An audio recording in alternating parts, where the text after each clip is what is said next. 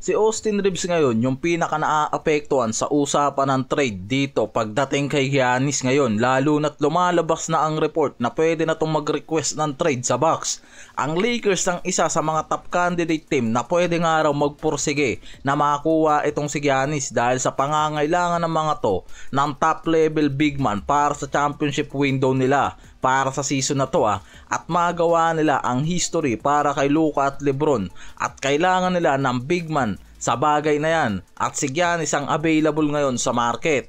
Una pa lang naman may lumalabas na report na si Luka mismo ang nagre-request sa front office na makuha itong si Giannis. Hindi na rin bago yan dahil last mid-season pa nang kumalat nga yung balita na si Giannis nawawala ng araw talaga ng gana para maglaro pa sa Bucks. Even kasi si Giannis naglabas na ng mga cryptic message about sa potential pathways na mangyari sa kanya sa pagitan ng Bucks. Hindi natuloy yan dahil nga nagkaroon ng rebuilding ang Bucks sa roster nila. Tinanggal nila si Lillard, kumuha ng big man at wings, pero mukhang hindi pa rin nga raw kumbinsido dyan itong si Giannis dahil ngayon lumulubog na yung team niya sa Eastern at yan mismo yung pinakadahilan kung bakit pwede nga raw mag-request ng trade ngayon itong si Giannis. Pwedeng maging available dyan sa market.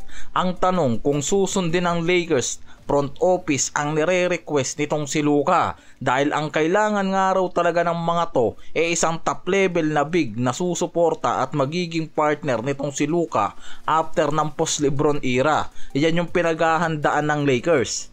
Hindi ko naman sinasabi na ganong kadali nilang makukuha itong si Giannis. Kahit na maging available pa yan sa market, maraming teams ang nagbabantay ngayon dyan, mga teams na naghahabol din ng legacy. Ang Lakers kasi una pa lang talaga sinasabi na handa lang nilang bitawan si Austin Reeves sa trade kung makukuha nila ang isang top tier na center o superstar player dahil pwede nga raw nakapreserve na ngayon itong si Reeves sa mga superstar tulad nitong si Giannis o Jokic. Ganyan kataas ang value na nakikita ng Lakers dito kay Austin Reeves. Kaya sa nagdaang off-season, naging untouchable talaga yan.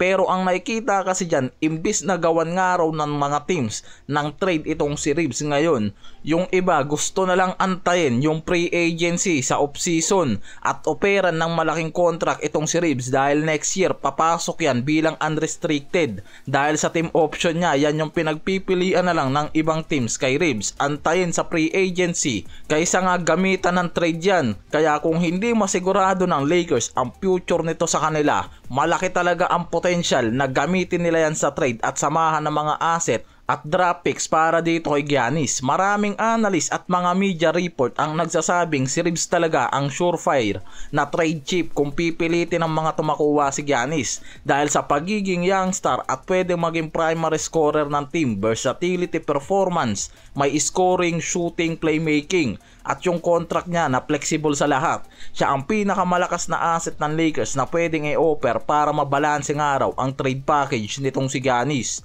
Masyadong mataas ang kapit ni Giannis na umaabot ngayon ng 57.6 million at tataas pa yan sa 2 season na dadaan, kaya kailangan may mag-send back nga raw na halos katumbas ng salary para makomply sa salary matching rules ng NBA. Ibig sabihin, kailangang isama ng Lakers ang isa o ilang players nila, draft picks at iba pang asset para bumuo ng trade package na may sapat na salary para pantayan ang salary contract nitong si Giannis. Pero depende pa rin talaga yan mga pare koy sa mapag-uusapan na magkabila ang team. Kaya hindi rin talaga biro nga raw ang magiging proseso ng trade na to ni Giannis, lalo't maraming pakakawalan ang Lakers na mga asset at draft capital. Si Reeves ang pinaka-primary trade piece para makuha si Giannis, pero sa ngayon kasi si Reeves ang nagiging second star dito kay Luka, kaya parang hindi rin talaga ngayon handa ang Lakers na bitawan itong si Reeves, lalo na sa nabubuo nitong pangalan karugtong nitong si Luka. Marami ang tumitingin sa kanya bilang all-star caliber na ngayon. Magiging unrestricted siya sa off-season next year, kaya kaya niyang magdesisyon kung mananatili siya sa Lakers o magpa-part ways din, lalo't ang Lakers kaya nga raw siyang mabigyan ng salary demand na hinahabol niya next season mula sa 30 plus million, pero pwedeng bumaba yan kung magdesisyon siya na lumipat sa ibang team. Lalo't sa report, handa rin naman nga raw itong si Reeves na magbaba ng kontrata niya next year sa Lakers, lalo na kung magkakaroon ng confliction sa salary cap ang Lakers. Kaya ang posibilidad na mapunta si Giannis sa Lakers, may katwiran naman nga raw talaga dahil sa market, ambition at roster fit. Pero hindi ganun kadali mga pare ko. Maraming structural at financial hard list. At para kay Austin Reeves, malaki ang chance nga raw na siya ang maging pinaka-apektado dahil siya ang main trade chips dito. Malaki ang chance na ma-trade siya para sa big move na to ng Lakers para kay Luka at makonek itong si Giannis dyan.